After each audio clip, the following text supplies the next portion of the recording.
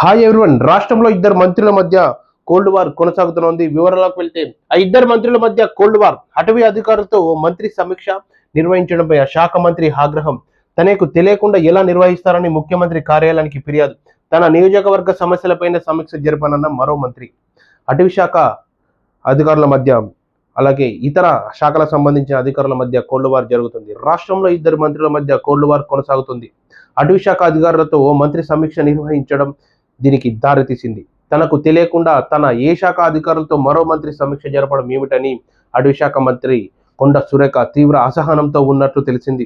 ఉత్తర తెలంగాణకు చెందిన మంత్రి తన నియోజకవర్గంలో అటవీ భూములు మీదుగా వెళ్తున్న రహదారులకు అటవీ క్లియరెన్స్, పోడు భూముల సమస్యలపై అటవీ శాఖ అధికారులతో కొన్ని రోజుల క్రితం సచివాలయంలో సమీక్ష నిర్వహించారు. ఆ సమీక్ష నిర్వహించిన మంత్రికి అలాగే ఆ జిల్లాకు చెందిన జిల్లా కలెక్టర్ అటవీ శాఖ అధికారులతో సమావేశంలో పాల్గొన్నారు. దీనిపై నాకు తెలియకుండా నా శాఖలో జరుగుతున్న అన్యాయాల గురించి మంత్రి కొండ సురేఖ ముఖ్యమంత్రి కార్యాలయానికి లేఖ రాశారు.